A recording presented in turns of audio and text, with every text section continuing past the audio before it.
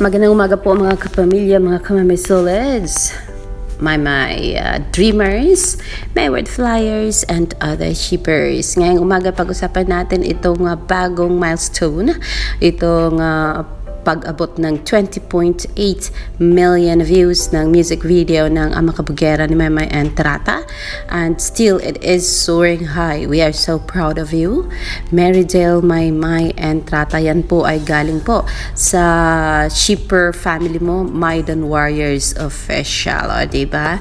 Happy 20.8 million views, my yeah, handsome look is a great look. Yan po ang look ng isang Ama Kabugera na talagang ang pogi-pogi, ang ganda-ganda sa paningin ng lahat ng nagmamahal dito, kasi nga po ito po ay anthem, national anthem ng mga taong kailangang mahalin ang sarili at wag lang yung i-value yung mga comments ng ibang tao. You need to love yourself first before, o diba?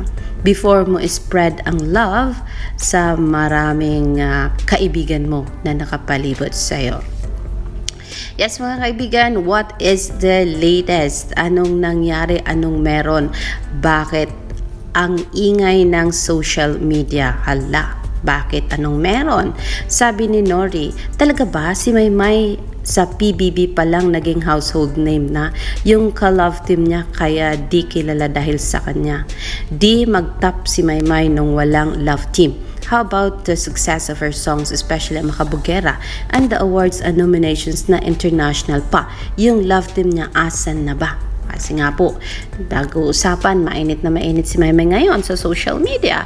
Kasi nga dahilan sa inaaway si Maymay na mga nagmamahal kay Belle, dahilan sa nangyaring magkatabi nga itong si Maymay and Donnie sa lapag, habang si Belle ay nasa upuan, inofera ng upuan itong si Donnie, pero ang ginawa ay umusod lang pabalik papunta doon kay Belle, which is more closer to Maymay Entrata. Dahil dyan, galit na galit ang fans ni Belle kay Maymay, kasi daw isiniksik ni Maymay ang sarili doon sa place na kung saan kinaupuan ni Belle, Catherine and Loisa Antalio. O diba? Ang layo na nang inabot ng kanilang pag-iisip na hindi man lang daw inisip, sabi ng isang netizen, hindi man lang ma-offer yung seat na yon kay Maymay Entrata na talagang nakaupo lang sa lapag. O diba? Na-hurt yung mga feelings ng mga followers ni Maymay na nasa lapag katabi ni Loisa Antalio.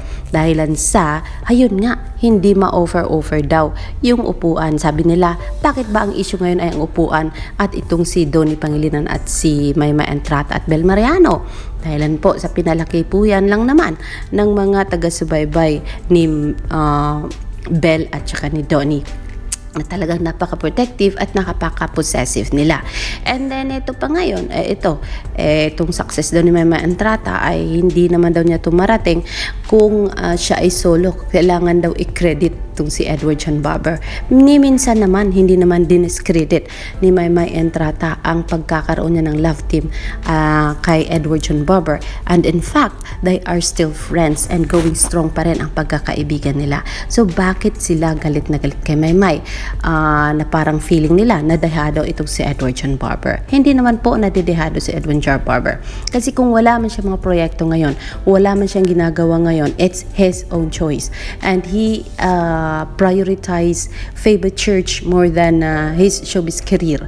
So kung nag-decline man siya ng mga project, hindi natin alam.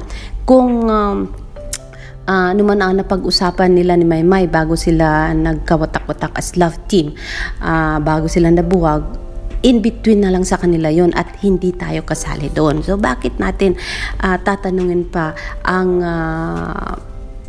pag-usbong ng career ni Maymay, ang pagkakaroon niya ng maraming singles habang si Edward ay busy sa kanyang church, at habang si Edward ay mas ginustong magiging host kaysa magiging actor. So hindi natin kasalanan yan kung si Maymay ay gustong mag-concentrate sa music at saka sa pagpa-perform, pagsasayaw. So bakit kailangang i-blame nyo si Maymay on that one?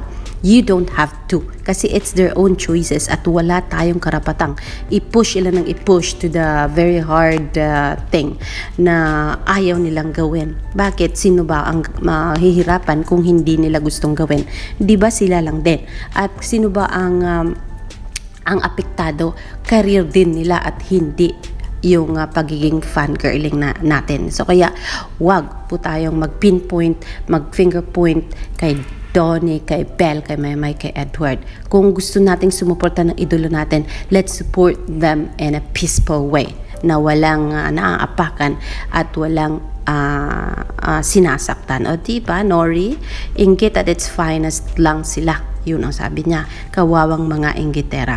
Hindi na siya nagparamdam sana kahit lie-low siya sa Twitter, updated pa rin siya sa mga nangyayari kay Maymay. Madami kasi fans ni Maymay nasa YouTube at FB na lang, ayaw sa Twitter kasi magulo nga ang Twitter world at palaging may intriga dito at intriga doon, kaya hindi na napadaan ito dito si Maymay Entrata and Edward John Bomber at nanatili na lang sa kanilang mga Instagram. Truly, baka may part 2, may isa ulit na movie sa Netflix about mother's love. Maganda din siya. Forgot the title, basta may mother yung title. Ano kaya yun? Nakakita sila ng butas para i-bash si Maymay, pero kabaligtaran nangyari. She is praised by people kasi nga siya ang nag-live at high note talaga yon.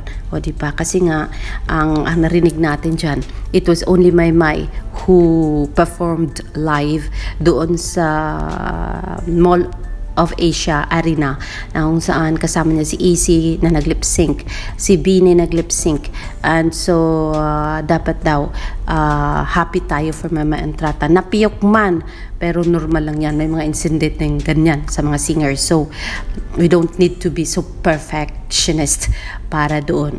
Pero ganun pa man, ayun, at isa pa rin si Maymay sa highlight ng nangyaring All-Star Games ng Star Magic. O diba? Hanggang ngayon ay hindi pa rin kayo makakaget over sa mga success ni Maymay na sana ay ikakasaya ng mga puso ninyo at nang hindi na kayo maiinggit. Ayan po, i-congratulate na lang natin itong bagong success ng makabugera ni Maymay na ngayon ay nasa 20.8 million po. Ang Maydon, malawak ang pag-unawa, work together, hindi masama, paulit-ulit namin sinasabi yan. Dito kami natutuwa pero hindi namin gustong diktahan ang aming idolo. Masaya kami kung saan sila masaya. Yan ang dapat. Dapat hindi tayo masyadong pushover at hindi tayo masyadong possessive kasi wala pong mapupuntahan yan kundi galit. Hindi lang sa mga puso natin kundi sa mga kasamahan nating ayun, nag-iidolo kay Maymay, kay Edward, kay Donnie, kay Belle.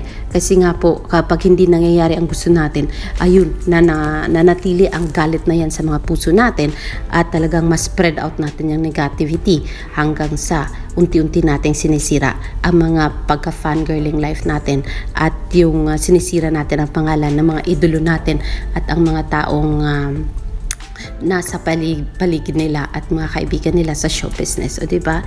Sabi na yung ibang nababara nyo kahit ganun, magandang kinalabasan ng performance niya at marami pa din humanga kay Maymay kasi live ginawa niya yung Autodedma. Hindi naman kasing kalat ng iba yun nangyari sa araw na yun, o diba? Kaya lang yung iba kasi walang ibang ginawa kundi hanapan ng mali, hanapan ng negative na pwedeng ipambabash kay Maymay Entrata, pero hindi pa rin kayo magwawagi kasi well protected pa rin si Maymay ng buong may kapal dahil sa kabaitan po ng bata at napaka matatakotin, God-fearing person, and always ang Panginoon na taga-protekta niya at siya yung nag-guide kay Maymay Entrata. Kaya yes mga kaibigan, meron pang isang awayan na nangyari between Rose Yeji at itong si Summer. Kagabi ko pa to sila nakikita na nagbabangayan dito sa Twitter world at hanggang ngayon ay hindi pa rin matapos-tapos. Ang sabi dito kasi ni Summer, I don't know kung tama ang hinala ko pero POV ko lang naman to, point of view ko lang naman, sa akin lang to. Feeling ko, malaking factor dyan si Vidanes. I guess ayaw niya kay Maymay kung may say din siya sa music industry, sakop pa ba ng power niya as head boss ng ABS. Feeling ko isa siya sa humahad lang kay Maymay. Ayun, dahil dyan, karoon ng kuro-kuro.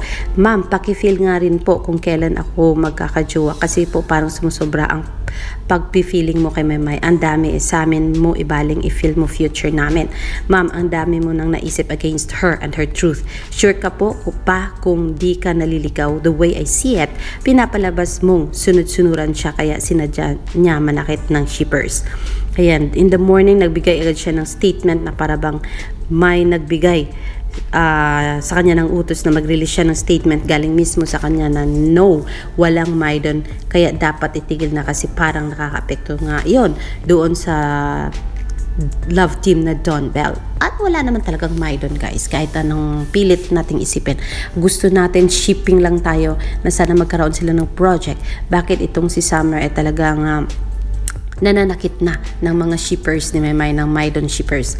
O diba, sa kinlaro nila yan, klarong-klaro yung sinabi nila, we are just shipping for a project of Maymay and Donnie together, and we are not after na magkaroon sila ng special relationship kasi magkaibigan po sila. It was very clear from the very start, and until now they are consistent on that one, and I do not see why Summer, Joey Zeta is keep on bringing that back, yung moments na talagang sinabi yan ni Maymay and even Donnie, sinabi din yan ni Donnie na walang Maydon, they are friends, and that wala naman sinabi ni Donnie na stop kayo. Ang sabi lang naman niya, kinlaro lang niya na walang Maydon thingy at magkakaibigan silang lahat sa show business. Isa rin ito sa dahilan kung bakit biglang natapos ang Call Me Maybe noon, dahilan sa napaka-toxic po ng fans na pinag-aaway-away Robbie, Edward, Maymay, Donnie at that moment. Kaya